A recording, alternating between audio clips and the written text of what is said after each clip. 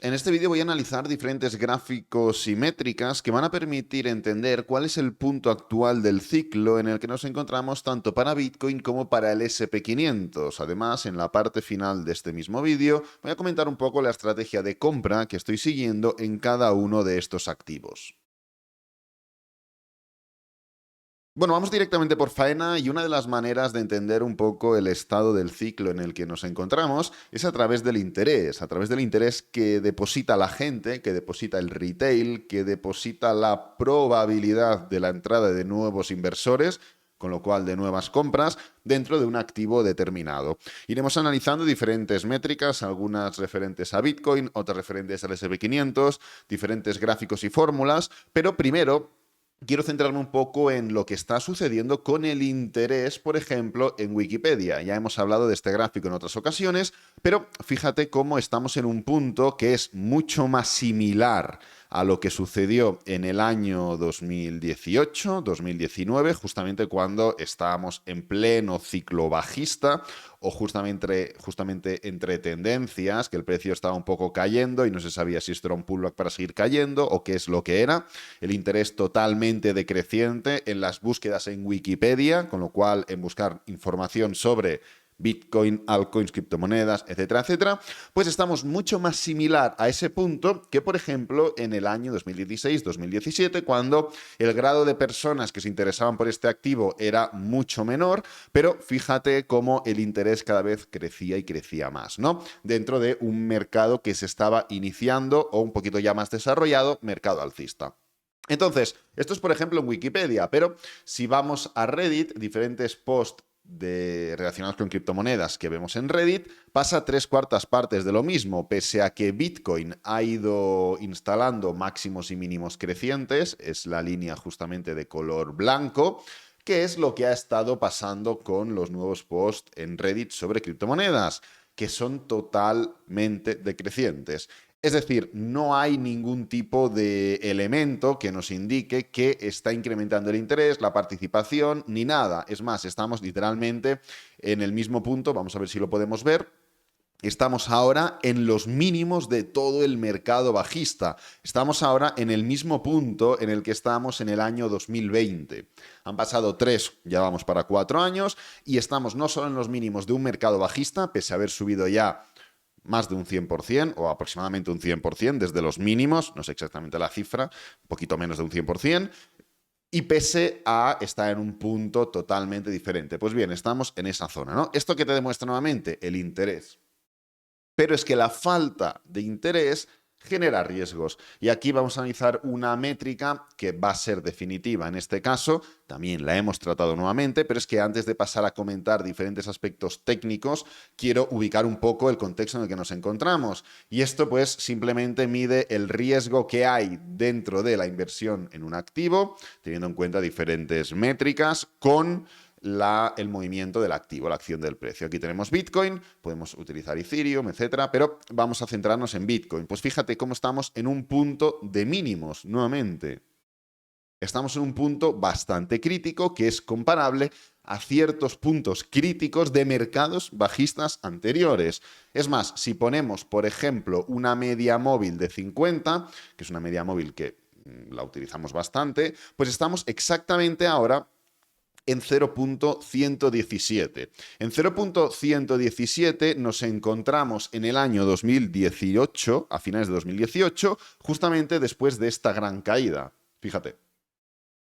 Estamos ahora en el mismo punto, 0.117, que en el año 2018, después de que el precio pasara de 6.500 dólares por Bitcoin a 3.500 aproximadamente, o sea, cayó un 50%. Pues estamos en el mismo punto de riesgo. Claro, todo esto nos está indicando, pues, diferentes situaciones que se asemejan en gran parte a lo que sucedió en el año 2018-2019. Pero claro, tanto que nos gusta comparar con el año 2019, ¿qué pasó justamente ese año antes de iniciar un movimiento bajista mayor después del cruce de la muerte. Pues vamos a comentarlo, para quien no lo sepa, para quien viva en una cueva, ya hemos confirmado ese cruce de la muerte, del que llevamos una semana y media más o menos hablando, y si nos remontamos al último cruce de la muerte, no es el último, pero es el último cruce de la muerte contextualmente similar, porque ya estaba en un mercado que no era bajista, estaba entre mercados, entre tendencias.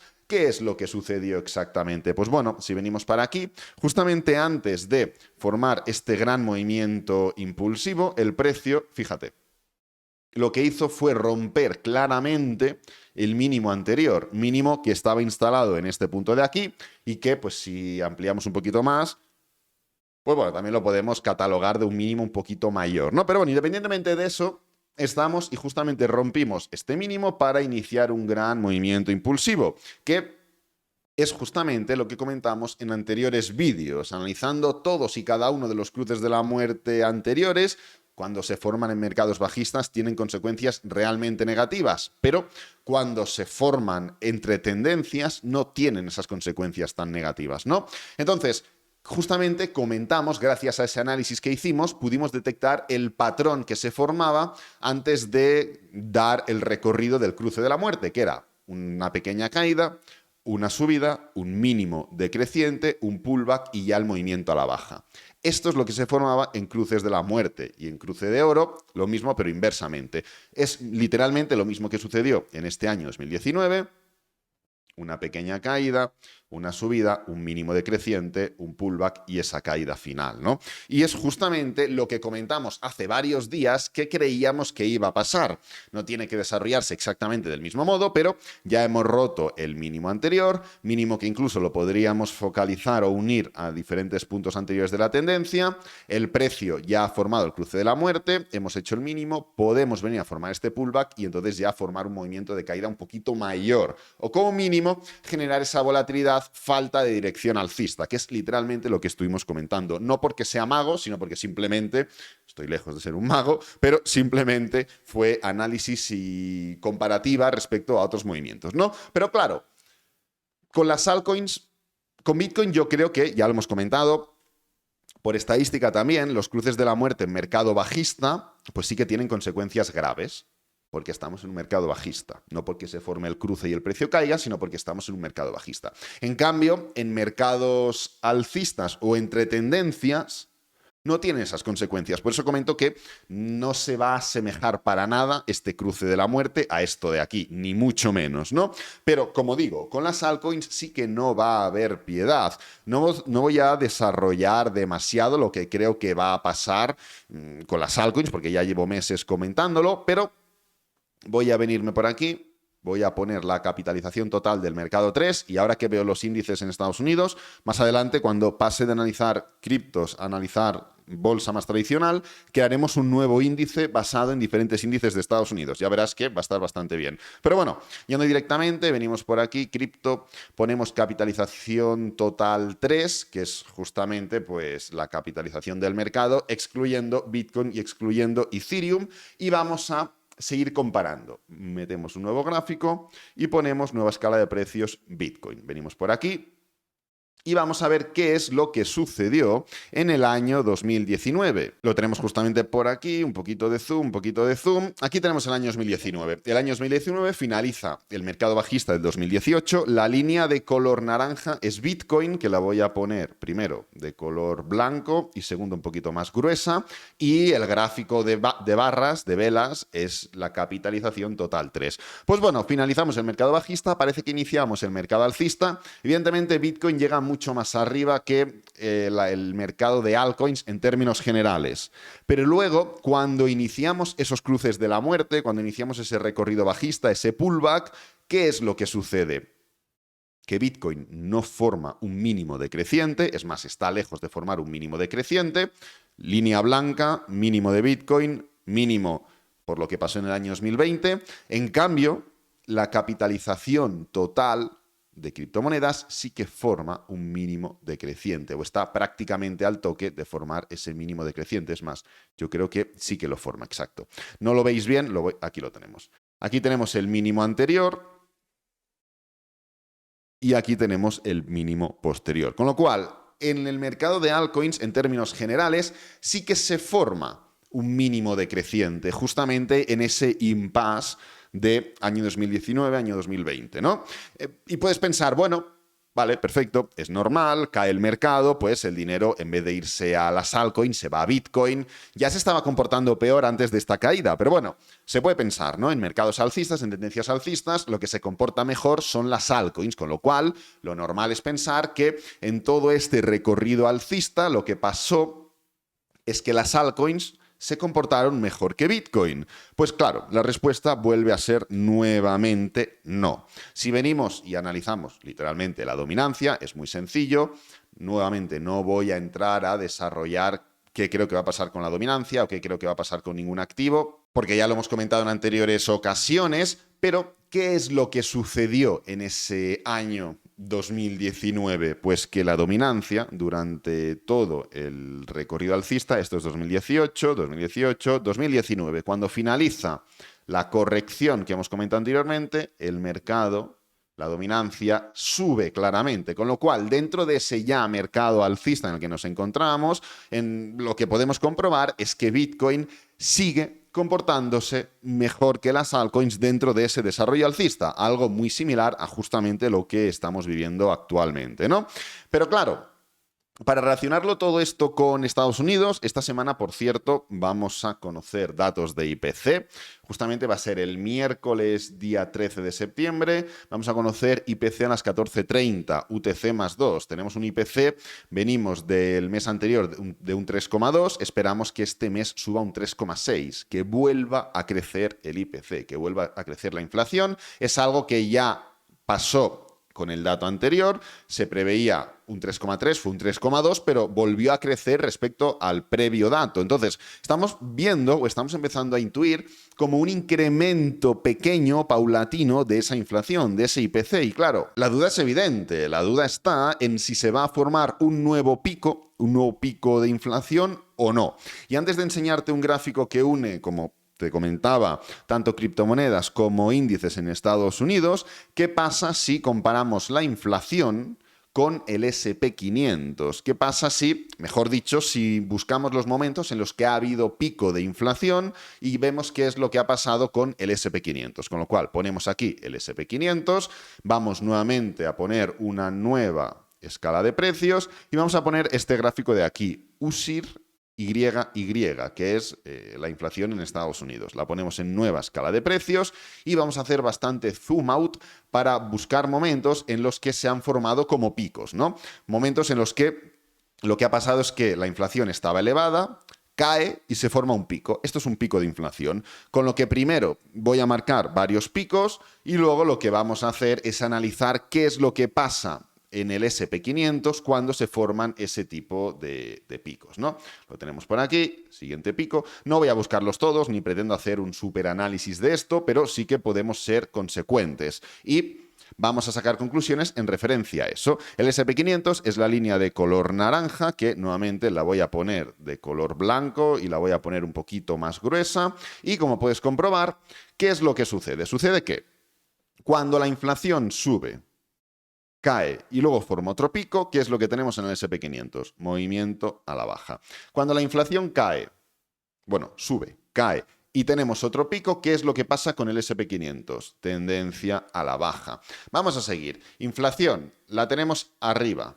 Cae, vuelve a haber otro pico, ¿qué pasa con el SP500? Tendencia a la baja. Vuelve a haber un otro pico, ¿qué pasa con el SP500? Tendencia a la baja. Y así podríamos seguir analizando todos y cada uno de los picos. Aquí tenemos un nuevo pico, lo ponemos, ¿qué pasa? Inflación sube, cae, vuelve a haber un nuevo pico, SP500, tendencia a la baja. La inflación ha subido, ha caído. Si hay un nuevo pico, ¿qué es lo más probable? No tiene que ser un pico que supere la máxima inflación anterior, tiene que ser un nuevo recorrido alcista de la inflación. ¿Qué es lo más probable que nos encontremos en el SP500? Una tendencia a la baja. Creo que va a ser así. A ver, yo personalmente, yo no soy economista y de hecho si tú vas y preguntas a diferentes economistas, te van a dar diferentes visiones de lo que creen que va a pasar. Esto es como un análisis. Pues unos analistas piensan que el mercado tiene una dirección, otros piensan que tiene otra, no hay un consenso universal, ¿no? Yo, pese a no ser economista, pese a estar muy lejos de ser economista, creo que no va a ir para esa dirección el tema. Lo único, por mi experiencia, hay que prepararse para cualquier escenario y nunca digas nunca, con lo cual yo ya estoy preparado para el momento en el que el precio pueda hacer un nuevo pico inflacionario, saber qué es lo que podemos esperar en referencia al SP500.